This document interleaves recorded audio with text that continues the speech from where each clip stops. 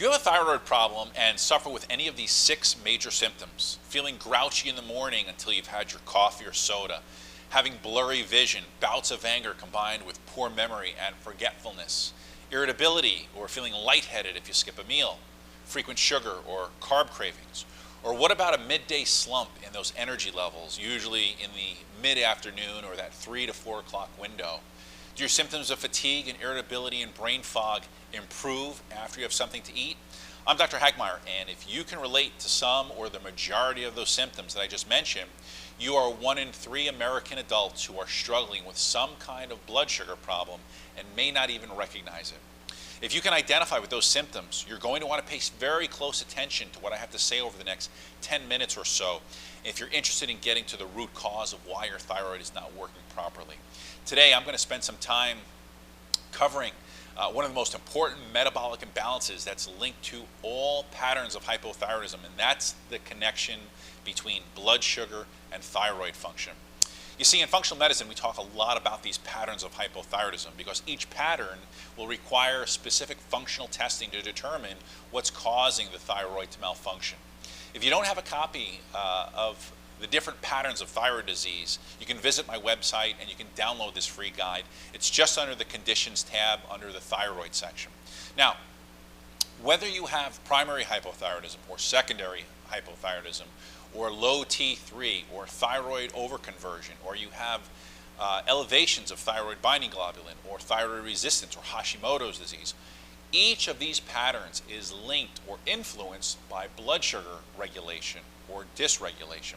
You see, fluctuating blood sugar levels is hands down one of the main deal breakers to healing the thyroid. So you must get a handle on it, okay? Today's video, I'm going to talk about insulin resistance and how this can affect the thyroid. I'll also talk about how what the healthy blood sugar ranges are for people who have thyroid disease. And then finally, I'm going to share with you some basic dietary and supplement strategies that you can implement that will help you improve and gain control of your blood sugar. So let's jump into this and start unpacking it. All right. So as I mentioned earlier, the average American is either suffering from chronically low blood sugar or chronically high blood sugar, or really a combination of the two, and collectively we call this dysglycemia. You see, these problems are really the stepping stones towards diabetes, and statistically 1 in 3 people will suffer with pre-diabetes, and they're completely unaware of it. All right? So this is a huge problem here in the United States, and I'm sure it's a huge problem in other countries as well. So why is dysglycemia such a huge problem? Well, first off, dysglycemia weakens and inflames your digestive tract. It weakens the immune barriers, leading to a leaky gut. It drives the adrenals into exhaustion. It sets the stage for hormonal imbalances such as polycystic ovaries or PMS or endometriosis.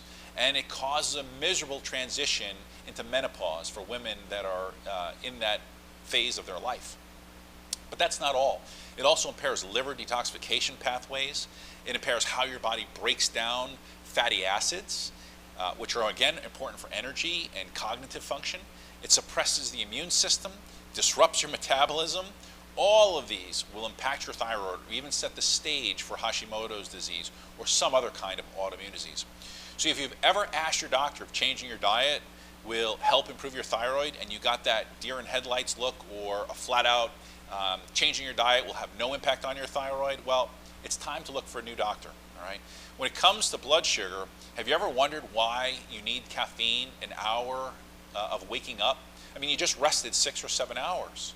Have you ever wondered why your energy levels are slumping at 3 or 4 p.m., where you're looking for that cup of coffee or that caffeine or that sugar jolt? It's your blood sugar, all right? When the pancreas pumps out too much insulin due to chronic spikes of blood sugar, your blood sugar swings from high to low, and just as quick as it goes up, it comes down, right? So when your glucose drops, you experience the drop in energy. You get sleepy. You have a change in mood. You have a change in your mental quickness and your alert, how alert you are. Maybe you space out. You get irritable. You sit down in front of a computer and you can't think of what you have to do next. You have brain fog, right? Many of these symptoms are usually going to occur within 2 to 4 hours after eating, and this is what we call reactive hypoglycemia, right? So there's a drop in blood sugar after you eat. Now the good news is that reactive hypoglycemia, it can be corrected, All right? Another problem, however, which again is more serious, is something called hypoglycemia. And what this means is that you're pretty much at the point of, you're not capable, I should say, of regaining normal blood sugar control unless you make some serious, lifelong dietary habits to keep your blood sugar levels stable. All right? Hypoglycemic patients, hands down, have chronically low fasting glucose levels. This is something you see day in and day out. So if you're waking up in the morning and you're testing your blood sugar levels and they're low, that's a sign of hypoglycemia. Now, later on, we'll talk about what those ranges are and what that looks like and when to test. But before we do that, I want to explain one more common problem that I see in many of my thyroid patients, and that's insulin resistance. Right? Now, with insulin resistance, also known as Syndrome X or metabolic syndrome, the problem is that your cells are not responding or listening to insulin. Right? Now, the main purpose of insulin is to lower your blood glucose levels by pushing glucose from the blood into the cells, where now your cells can make energy from that glucose, right? And that's very, very critical to the integrity and the importance of your cells. You see, without getting glucose into those cells, we can't make something called ATP. And that's the energy currency that your cells use to perform their functions, okay? When you have chronically high blood glucose levels, your cells no longer listen to insulin. And so you have glucose that builds up and builds up and builds up in your blood, and then eventually it gets converted into triglycerides. And that's obviously one of the things that we often test for, and is often a sign of insulin resistance, are those high triglycerides. So with those patients who are insulin resistant, rather than having more energy from the food you eat, you're tired, you're sleepy, you find yourself wanting to take a nap after each meal. You feel like you just have to lay down, right? This is also the person who develops the fat around the belly and the back fat. This is the spare tire, so to speak. And a woman, perhaps she begins to make more testosterone, right? She grows a faint mustache. Perhaps she starts losing her hair, right? This is, again, something related to this insulin resistance. In men, men will develop fat around their pec muscles. So those pec muscles become more breast-like. They experience spells, again, of mental fatigue. They lose their stamina. They fly off the handle. They become more irritable.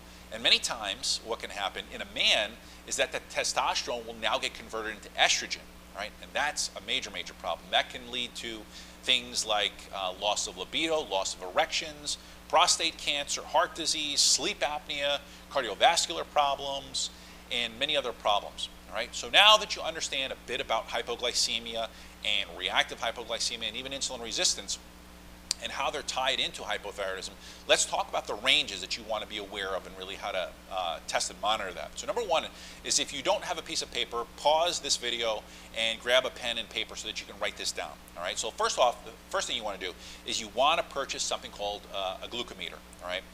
These are very, very important. These are the same devices that diabetics use to monitor their blood sugar, and you're going to want to use one of these to chart your blood sugar over the course of 7 to 10 days. All right. So what you'll essentially want to do is you'll want to chart these for breakfast, lunch. I'm sorry, you'll want to do a fasting blood sugar level, and then you'll want to do testing 1 to 2 hours after you eat. All right. So when I say fasting, that means no food or drink from the time you go to bed to the time you wake up. Now, when you wake up in the morning, what you're going to want to see is you're going to want to see those glucose levels between 80 to 99 milligrams per deciliter. Anything over is potentially insulin resistant, and anything less than that is hypoglycemic. Now, in functional medicine, any fasting test over 110 is going to be considered diabetes. And again, when we compare this to the ADA, which is the American Diabetic Association, a fasting glucose level over 126 is diabetic. All right, so I personally think that this is just way too high. All right. Now, the next thing, or the next reading that you're going to want to be aware of is the 1 hour reading. This is 1 hour after you've eaten. So after you've done having your lunch, 1 hour from that time, you're going to want to start collecting or measuring your glucose levels with your meter. Okay. What I like to see is 1 hour post-meal, I like to see those readings less than 120. And 2 hours after meal, I like to see those readings back to that 85 to 99 milligrams per deciliter. Okay? So now if you're already a diabetic, you may not be able to get those levels under those ideal levels that we just talked about. But any improvement closer, more in line with the ranges that we've just talked about, is going to help you a tremendous amount. Now, it's also important to understand that whatever meal you collect these levels, that you do this consistently. So, you know, the first collection is your morning fasting test, and then whether you choose to do the 1 hour and 2 hour collections after lunch or after dinner doesn't make a difference, but whatever you do, be consistent over the next 7 to 10 days with whether or not it was lunch or dinner, okay? So what does all this talk about blood sugar have to do with hypothyroidism, right? So there are 5 main ways that I want you to be aware of in terms of how dysglycemia and blood sugar problems will interfere with thyroid function. Number 1, we said dysglycemia stresses your adrenal glands, which in turn stress the pituitary gland, which is the master gland, I should say, that controls all of the hormones in your body. Right? And remember, when we talk about TSH, thyroid stimulating hormone, TSH is made by that part of the brain, which is the pituitary gland. Number 2, dysglycemia weakens and inflames the digestive tract. Right? Now we know study after study now showing how important digestive function, the health of the gut is, and the microbiome, the health of the microbiome is, to proper T4 to T3 conversion, or how our body takes inactive thyroid hormone and how it converts it into T3. So again, we don't want inflammation in the body, and we certainly don't want inflammation in the digestive tract.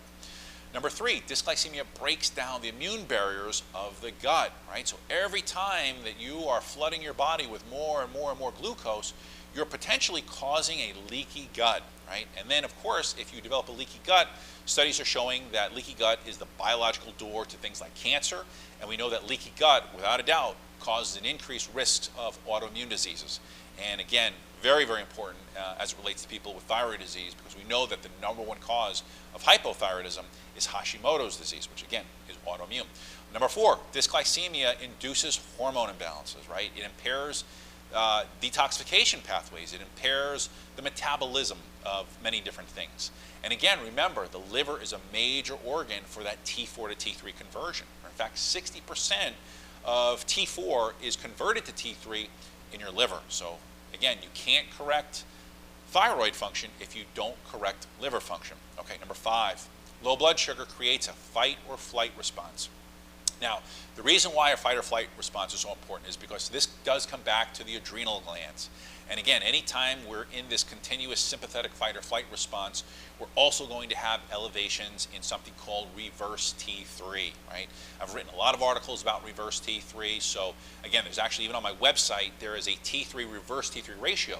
So if you're lucky enough to have your T3 levels and your reverse T3 levels, you can plug those numbers into a calculator on my website, and it will tell you what ideal is. In fact, these numbers are actually more reliable than simply looking at a TSH. All right, so that's the importance of reverse T3. Number 6, okay, has more to do with the effects of low thyroid, and the vicious cycle, I should say, between thyroid and blood sugar. But low thyroid or hypothyroidism is going to slow down the absorption of glucose, right? So that means that glucose is going to be piling up in your bloodstream, and you're more likely to have higher insulin levels because insulin also won't break down as quickly as it should. And again, both of these scenarios are going to keep that blood sugar elevated. It's going to cause insulin resistance. It's going to cause an elevation of triglycerides.